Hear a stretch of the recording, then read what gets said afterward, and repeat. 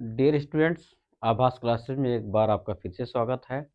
आज हम लेके आए हैं कोऑर्डिनेट केमिस्ट्री का पार्ट 2, जिसमें हम सीखेंगे कि एक इनऑर्गेनिक केमिस्ट्री में जो कोऑर्डिनेट कंपाउंड होते हैं उनका आईपीएसी नाम कैसे लिखा जाता है। उसके पहले अगर आपको समझ में ना आया होगा तो इसके पहले वाला पार्ट आप देख सकते हैं। तो चैनल को शेयर और सब्सक्राइब जरूर कीजिएगा, यही आपसे उम्मीद मैं रखता हूँ।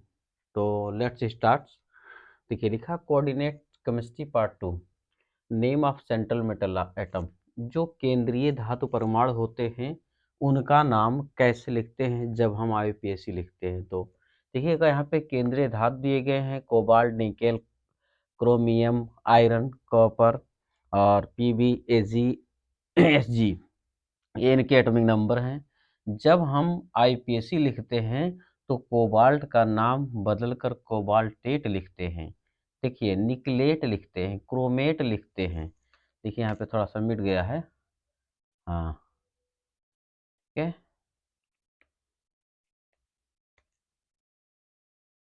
ठीक, क्रोमेट लिखते हैं, फेरेट लिखते हैं, क्यूप्रेट लिखते हैं, प्लम्बेट लिखते हैं, अर्जेंटेट लिखते हैं, मर्क्यूरेट और हाइड्राजीनेट लिखते हैं। किसका किसका लिखते हैं?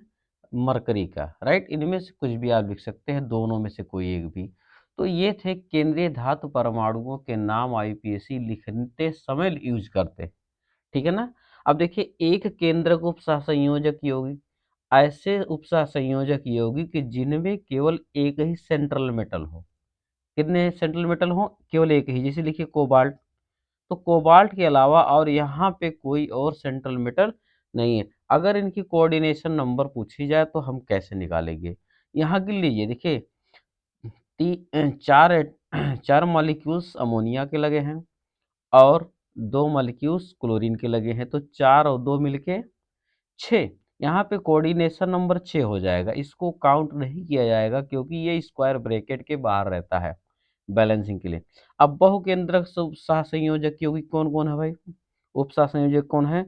देखिए यहाँ पे बहुकेंद्रक का मतलब यही जो सेंट्रल मेटल हैं, ये केंद्रीय धातु परमाणु हैं, इनकी संख्या जब एक से अधिक हो या उन्हीं की संख्या बार बार रिपीट हो। देखिए क्रोमियम, क्रोमियम 2 बार आया है, तो उनको बोलेंगे बहुकेंद्रक उपसह संयोजक यौगिक। ठीक है। ये देखिए यहाँ अमोनिया 5 है, यहाँ अमोनिया 5 है, यहाँ क्रोमियम है, यहाँ क्रोमियम, तो क्रोमेट को ड्राई क्रोमेट में यूज करेंगे। ठीक है ना। तो अब हम पढ़ते हैं कि उपसह संयोजी यौगिकों के आईपीएसी नामकरण कैसे किया जाता है, कैसे कुछ यहाँ पे रूल्स दिए गए हैं, उन रूल्स को हम फॉलो करेंगे। जब तक ये रूल, देखिए भले ही आपको देखने में कठिन लगता हो, लेकिन जब किसी चीज़ को हम बार बार रिपीट करते हैं तो वही चीज़ आसान लगने लगती है। तो इसमें घबराने की कोई बात नहीं है। ये चीज़ आपको किसी दिन पुराना लगेगा तो आप कहोगे ये तो यार मैं जानता था। जैसे कोई 5 का बालक है तो 2 के बाद तुम्हें कहेगा ये इसका मतलब कुछ भी नहीं। तो ऐसे ही ये भी आपको लगेगा बाद में, भले ही स्टार्टिंग में आपको कठिनाई महसूस हो। सबसे पहले पहला टॉपिक है, पहले धनायन का नाम फिर ऋणायन का नाम लिखते हैं। ये किसकी बात कर रहा है? शंकर लवण, मिक्स कॉम्प्लेक्स सॉल्ट की बात कर रहा है।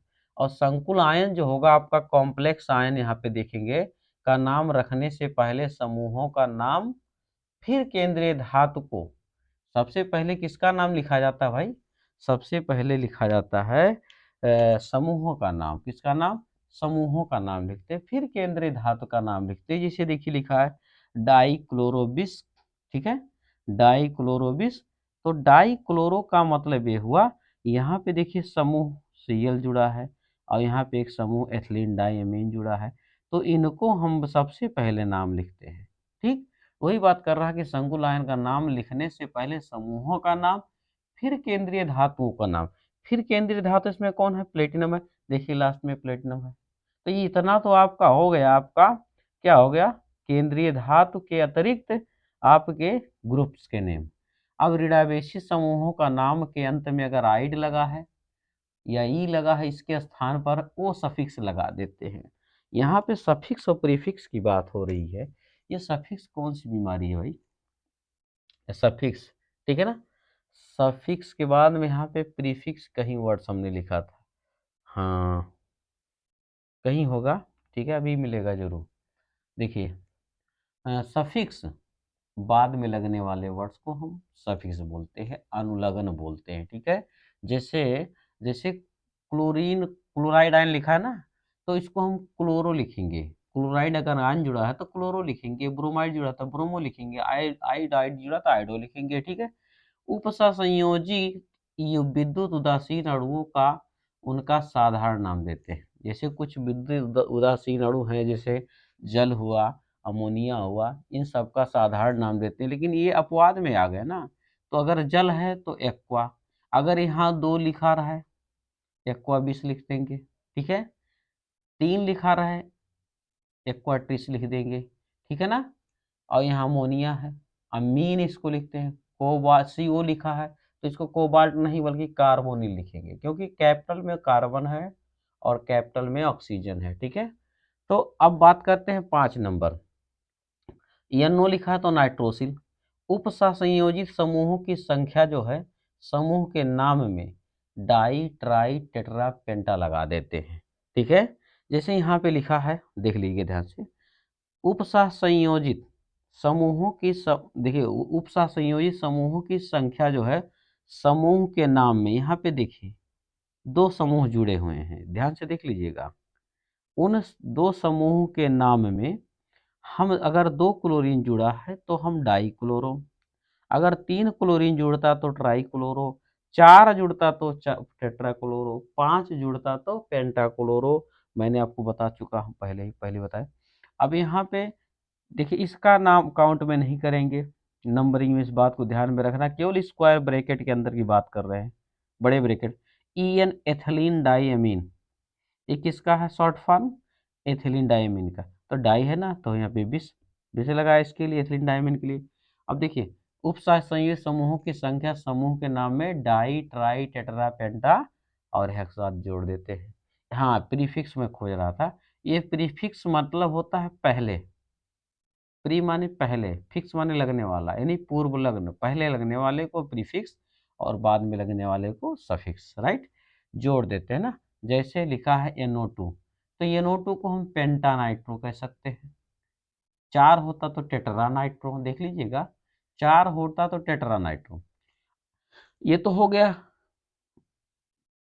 Point number 5। अब 6 पे चलते हैं। जब उपसह संयोजन समूह के नाम में कोई अंक हो, उपसह संयोजन के समूह के नाम में कोई अंक हो, तो उस समूह का नाम छोटे कोष्ठक में लिखकर उस कोष्ठ, देखिए कोई अंक दिया है तो इसको छोटे कोष्ठक में लिखकर समूह के नाम के पहले उस समूह की संख्या 2 के लिए 20, 3 के लिए 30, 4 के लिए टेट्राकिस। यहाँ पे किस शब्द का अर्थ गलत मत निकालिएगा भाई, क्योंकि उसकी अंग्रेजी अलग होती है। तो ये किसके लिए किस है, चौथा। 4 के लिए टेट्राकिस, 5 के लिए पेंटाकिस और 6 के लिए हेक्साकिस लिखते हैं, ठीक है।